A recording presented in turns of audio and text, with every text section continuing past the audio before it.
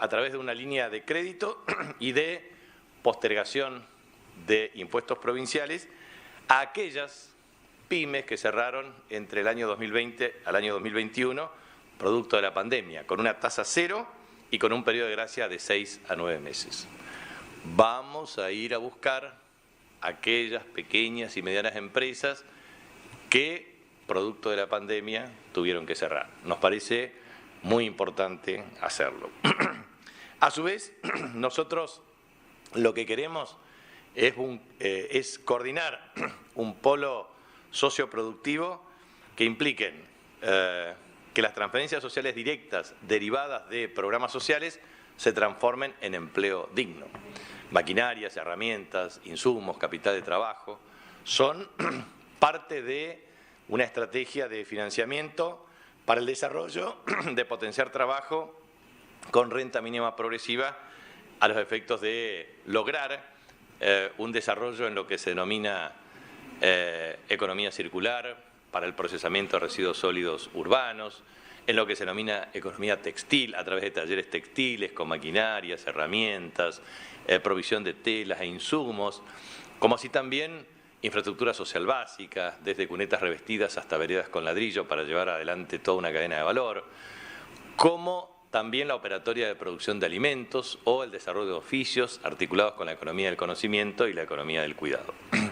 El próximo viernes nosotros vamos a presentar el presupuesto 2022. Allí vamos a describir la operatoria en las 6 líneas con la asignación de 3.000 millones de pesos para generar en los próximos 2 años la transformación de programas sociales en empleos. Y eso implicará una meta ambiciosa de 50.000 empleos. Ya hicimos 5.000 entregas de maquinarias, herramientas para emprendedores. Nosotros pretendemos revitalizar a aquellos trabajadores y trabajadoras que con abnegado esfuerzo son capaces de alimentar a su familia. Una modista necesita tela y necesita maquinaria y necesita capacitación para poder producir ropas que a su vez puede comercializar en su barrio. Una modista entrenada para el desarrollo de marcas como Origen y Chacú puede ser parte de un entramado de base industrial para producir prendas de vestir con destino a la comercialización. Una familia que hace agricultura familiar puede producir frutas, verduras, hortalizas, productos de granja, huevos, carnes, productos de panificación, para alimentar a 110.000 tarjetas alimentar tuya, que implican 10.000 millones de pesos de transferencias anuales. Todo lo que sea posible para vincular producción y empleo, garantizando un modelo de generación de actividad económica y de recuperación más rápida de la economía, lo vamos a hacer.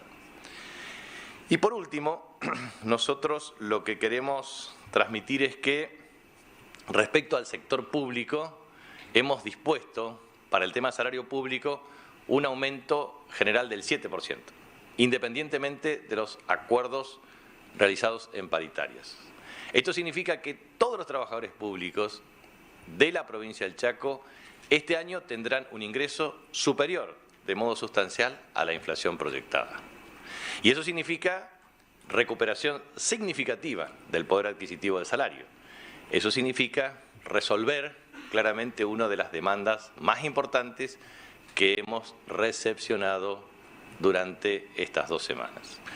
Quiero transmitir esto porque, así como reestructuramos la deuda de muchos empleados públicos, que tenían afectado el 70% de los empleados públicos que reestructuraron su deuda con el nuevo Banco del Chaco, que ahora lo extendimos a 10 años con 6 meses de gracias más, el 70% tenía más del 60% del salario tomado. Por lo tanto, le hacemos doble ayuda. Por un lado, aumentamos el salario nominal. Por otro lado, le bajamos el costo de alimentos y de servicios, pero le damos una palanca adicional que es bajar el costo financiero y lo que le toma el salario. Es decir, si un empleado público tiene 100 pesos de ingresos y tenía tomado 60 pesos, el 60% de su salario, se imaginan que lo único que puede contribuir a su bienestar son 40 pesos. Entonces, la verdad es que lo que nosotros hicimos es tratar de llevar todo a menos del 30%. Si ese empleado tiene que pagar un alquiler, está tomando un crédito porque no le alcanza la plata, lamentablemente el único que se beneficia es la entidad financiera. Por eso creo que es muy importante haber logrado 7% de incremento por encima de los acuerdos paritarios y a su vez con un proceso de reestructuración de parte de la deuda con Nuevo Banco del Chaco a disposición para tener una mayor liberación de su cuenta bancaria. En segundo lugar, hemos decidido la implementación de un bono de 10.000 pesos pagaderos en el mes de octubre, entre el 20 al 25 de octubre, con el objeto de lograr que aquellos trabajadores que perciben menos de 100.000 pesos efectivamente tengan un bono de 10.000 pesos. Eso también, aparte del 7%, y aparte de los acuerdos paritarios, y aparte de los acuerdos sectoriales de bonificación, implican también un estímulo adicional al poder de compra. Debemos recordar que existen diferentes procesos de negociación. Nuestros trabajadores docentes, a partir del mes de octubre, percibirán la cláusula gatillo. Y con la cláusula gatillo tendrán 7% adicional más el bono correspondiente. Por lo tanto, tendrán efectivamente una mejora sustantiva del ingreso disponible. Lo mismo que el programa Expertos, que en virtud y en línea con el acuerdo paritario en materia de salario mínimo vital y móvil, tendrán a partir del 1 de septiembre 31.104, a partir del 1 de octubre 32.000 y a partir del 1 de febrero 33.000 pesos. O sea, el aumento del salario mínimo vital y móvil dispara un incremento desde el punto de vista de su remuneración. Lo mismo que un incremento para jornalizados equivalente al 25% del valor del jornal. Es decir, 25% al valor del jornal para jornalizados, expertos, compatible con el salario mínimo vital y móvil de hasta 32.000 pesos en el mes de febrero, con un sendero de incremento, 7% de escala salarial total, bono de 10.000 pesos para menos de 100.000 pesos de remuneración. Y también pretendemos que el proceso de cumplimiento de concursos de antecedentes y oposición en la administración pública se vayan ordenando con contratos de profesionales en materia sobre todo de salud pública, que es un tema muy importante, médicos, enfermeros y personal calificado, para que implique un pase de contrato a servicio para todos estos profesionales, lo mismo que a personas que registren más de 10 años de antigüedad, que involucren como contratados directos o modalidades como médicos comunitarios o expertos. Eso significa también un sendero progresivo para el proceso de ordenamiento del sector público provincial. Por lo tanto, el monto total de inversión para el Estado provincial es equivalente a 4.000 millones de pesos. Eso significa recuperar el poder adquisitivo del salario. Esto significa potenciar el ingreso familiar. Esto significa bajar el precio de alimentos. Esto significa generar nuevas condiciones para apurar el proceso de recuperación de la economía. La percepción social y ciudadana implica la necesidad de transformar la lejanía de la pandemia por la cercanía de las decisiones. Estamos escuchando y haciendo. Gobernar significa escuchar y hacer. Escuchamos claramente las demandas e implementamos rápidamente las soluciones. Siempre será insuficiente, pero es importante remarcar que la cercanía nos fortalece, del mismo modo que la reducción del precio de alimentos facilita el acceso por parte de las familias. Recuperar el salario implica tener un horizonte predecible y lograr definitivamente lo que tenemos que lograr en esta etapa, que es construir no solamente desde la cercanía, sino también desde el consenso y y desde la paz social. Por eso les agradezco muy especialmente esta visita de ustedes aquí como medios de comunicación para estar en esta cercanía de diálogo.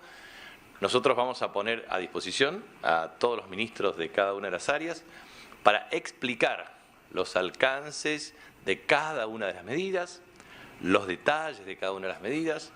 Nosotros tenemos una agenda para la inauguración del destacamento rural El Paraísal cerca de Quitilipi. También vamos a estar en Presidencia Roque Sáenz Peña, en la inauguración de un centro de salud. Tenemos una agenda de trabajo también en cada una de nuestras localidades. Vamos a seguir trabajando con mucho entusiasmo, vamos a seguir trabajando con mucha cercanía, vamos a seguir trabajando con mucho diálogo. Y también quiero transmitir por último una cuestión. El ministro Aldo Lineras está trabajando en algunas cuestiones que impactan en la actividad de nuestros trabajadores docentes. Por un lado, estamos haciendo un análisis minucioso respecto al tema de traslado de trabajadores docentes. Vemos con preocupación este tema de traslado de docentes que se tienen que ir a dedo de un lugar a otro. Primero, cruzamiento de datos para ver todos los que puedan trabajar en sus respectivas localidades. Y a su vez, cómo podemos ayudar para efectivamente puedan trasladarse de un lugar a otro cuando no queda otro remedio de no poder trabajar en sus respectivas localidades o lugares de origen. Eso es un tema que lo está trabajando el equipo de Educación con Economía. En segundo lugar, tema de reconocimientos médicos, que es una cuestión que es largamente demandado por nuestros trabajadores docentes para mejorar esa operatoria que permita resolver un problema. Tercero, he recibido muchas quejas respecto al tema de descuentos de haberes. Nosotros entendemos que es necesario un proceso de revisión y evaluación, pero también un principio. Nosotros somos absolutamente claros y transparentes. Nuestro principio tiene que ver con que nadie puede percibir un emolumento estatal sin trabajar. El principio es, tiene que percibir un ingreso quien efectivamente trabaja. Si alguien que no trabaja percibe un ingreso, el que trabaja, naturalmente, tiene derecho a protestar o reclamar. Reglas de juego tienen que ser parejas para todos. Por eso, cuando existen legítimos reclamos por parte de los ciudadanos y ciudadanas respecto a cortes o interrupción de calles, es porque estamos afectando derechos de terceros. Estamos trabajando en un protocolo para articular consensos en esa materia, porque entendemos nosotros que el respeto entre todos y todas es la clave para lograr una sociedad democrática, pluralista y civilizada. Por lo tanto, vamos a ser muy sensibles para escuchar, pero también muy claros a la hora de tomar decisiones. Esa claridad en la toma de decisiones significa valores y principios que tenemos que respetar. Valores y principios que implican que el que trabaja tiene derecho a una remuneración digna y vamos a hacer los mejores esfuerzos. Después de la pandemia, la recuperación económica se visualiza, pero tenemos que aumentar su velocidad y en eso estamos. Pero también tenemos que garantizar que las elecciones no implica obnubilar valores y principios. Eso significa que seguiremos manteniendo nuestras creencias, nuestras convicciones, pero también nuestra sensibilidad, porque tampoco podemos avalar medidas injustas, porque la injusticia, obviamente, no debe ser el parámetro para medir la actividad de nadie. Tenemos que respetar a los trabajadores en su condición de tal y todos los trabajadores también tienen que ser capaces de respetar las reglas, porque si todos respetamos las reglas, seremos mejores y viviremos en una comunidad organizada, civilizada, democrática, en donde el respeto será la base de la convivencia.